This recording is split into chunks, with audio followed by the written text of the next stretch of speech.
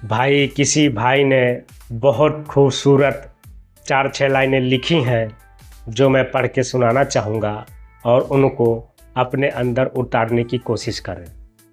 तो भाई लिखते हैं, औरतों के बर्बादी के कारण अपनी माँ के रिमोट कंट्रोल से चलना। भाई ने बहुत अच्छी बात लिखी है। कोई भी अगर लड़की ससुराल में अपने मायके के बताए हुए सिस्टम से चलती है तो वह सफल ही नहीं हो सकती। आगे लिखते हैं, मायके का मोह रखना। ससुराल में मायके का मोह रखना अच्छी बात नहीं है। मोह तो होता है लेकिन एक थोड़ा लिमिट में हो तो ठीक है। आगे की लाइन भाई ने लिखा है, गैर औरतों की सलाह लेना।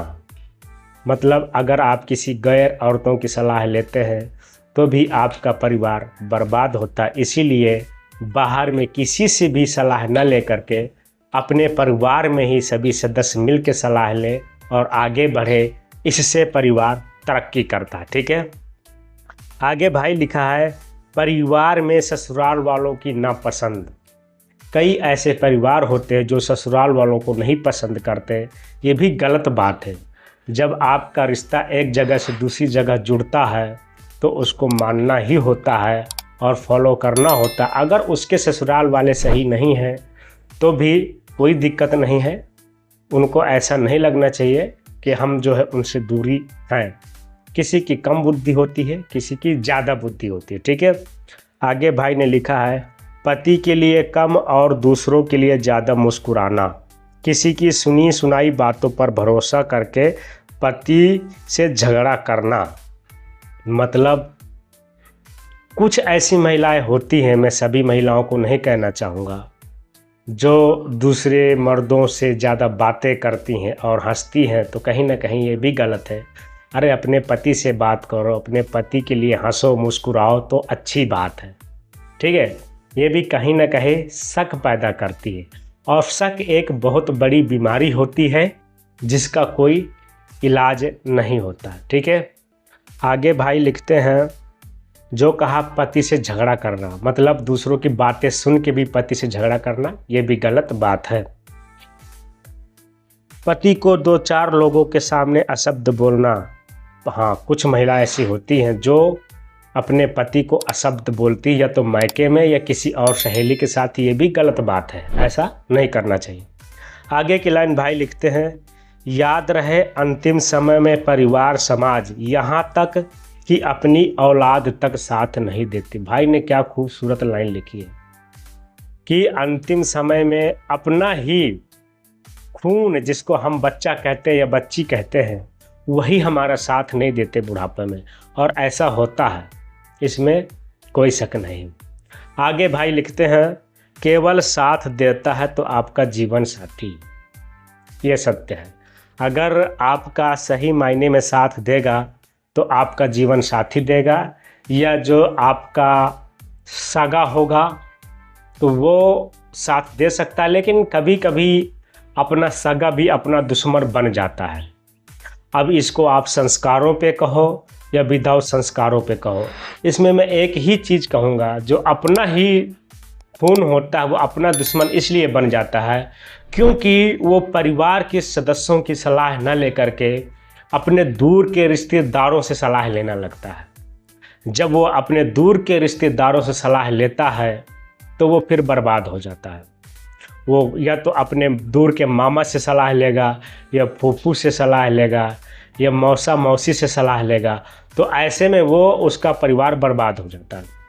अगर आपको सलाह लेना है और आगे बढ़ना है अपनी ज़िंदगी में तो एक चीज़ ध्यान में रखना है, अपने ही परिवार में अपने ही लोग आपस में बैठ के मिल के एक हल निकालें और उसमें जो है एक मीटिंग करें तो आप सफल होंगे और आपका परिवार टूटने से बचेगा और आपका परिवार अच्छा रहेगा, आप खुश रहेंगे। लेकिन आपको क्या लगता है कि आप जो बाहर किसी गैर से सलाह ले रहे हो अपना मान के, वो आपका साथ देगा जब बुरा समय आएगा? ज़रा सोच के बताओ। वो कभी नहीं साथ देगा। जिसे तुम फूफा फूफी मामा मामी काका काकी कह रहे हो, ये सब पीछे हट जाएंगे। जब आपका समय खराब होगा। कोई साथ नहीं देगा। अरे साथ देगा तो आपका जो खून जो परिवार है वही साथ देगा, अगर उसके साथ व्यवहार और संस्कार बना के रखोगे। अगर उसी से व्यवहार और संस्कार तोड़ दोगे तो वो भी आपका साथ नहीं देगा। वो कितना करेगा भाई, एक लिमिट तक करेगा, एक लिमिट तक सोचेगा। अरे भीष्म पितामह ने भी यही तो किया, अपने परिवार को बचाने के लिए, अपने परिवार के खातिर उसने कितना सारा तकलीफ झेला कि चलो भाई परिवार है, आज एक हो जाएगा, कल हो जाएगा, बात मानेंगे। लेकिन बात उनकी नहीं माने। जब भीष्म पितामह की बात नहीं माने तो ये कैसे बात मानेंगे। और किसकी शादी होने के बाद वो अपने ससुराल का भी पीछा नहीं छोड़ता। वो उम्मीद लगाए रखता है, आशाएं लगाए रखता है कि मेरे ससुराल वाले मेरे लिए करेंगे। तो मैं कहूँ आपसे बड़ा बेवकूफ़ कोई नहीं। आपका साथ आपके ससुराल वाले भी नहीं देंगे। अरे ससुराल वाले खुद साले परेशान हैं, वो आपका साथ कैसे देंगे भाई। और हाँ, कोई भी ससुराल वाला होता है ना, तो उससे कभी उम्मीद मत रखना। बहुत से लोग उम्मीद रखते हैं कि मेरे ससुराल वाले कुछ देंगे, मेरे साले कुछ देंगे, मेरे सास ससुर कुछ देंगे। तो तुमसे बड़ा बेवकूफ़ और अड़ियल कोई नहीं है दुनिया में। जो दिन रात ससुराल ससुराल चिल्लाता है, उससे बड़ा बेवकूफ़ कोई नहीं होता है। एक चीज़ ध्यान में रखना, न तो तुम्हारा साथ तुम्हारे ससुराल वाले देंगे, न तुम्हारा साथ तुम्हारे वो क्या बोलते हैं उसको, फूफा फूफी मामा मामी चाचा काकी जो भी देंगे, कोई नहीं देगा। अगर तुम्हारे पास पैसा है तो तुमको बाहर के रिश्तेदार भी पूछेंगे, घर के रिश्तेदार भी पूछेंगे। अगर तुम्हारे पास पैसा नहीं है तो तुमको कोई नहीं पूछेगा, यहाँ तक तुमको तुम्हारा सगा भी नहीं पूछेगा। लेकिन अगर तुम्हारे सगों के ही साथ बेईमानी करोगे और उनको मालूम पड़ जाएगा तो सगा तो साथ छोड़ ही देगा ना। जैसे एक समय भीष्म पितामह ने सबका साथ छोड़ दिया और कहा अब मेरा समय हो गया, जो कुछ करना है तुम लोग करो, अब मैं जो है शरीर को छोड़ना चाहता हूँ, मैं शरीर के अंदर नहीं रहना चाहता हूँ। तो एक दिन वही हाल होगा तो सब दुर्गति हो जाएगी। इसके लिए ससुराल की रट बंद करो। नात रिश्तेदारी करना अच्छी बात है, लेकिन लिमिट में करो, लिमिट के ऊपर मत करो।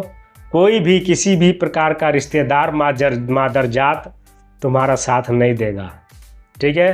अरे तुम्हारे पास पैसा है, गाड़ी है, बंगला है, तुम कमा रहे हो और 4 पैसा तुम्हारे पास, इसके लिए मादर जात रिश्तेदार तुम्हें याद करते हैं, ठीक है। इसके लिए भाईचारा भाईपना तुम्हें याद करते हैं। अरे तुम्हारे पास मादर जात कुछ नहीं रहेगा तो कोई नहीं याद करेगा, ये सच्चाई है।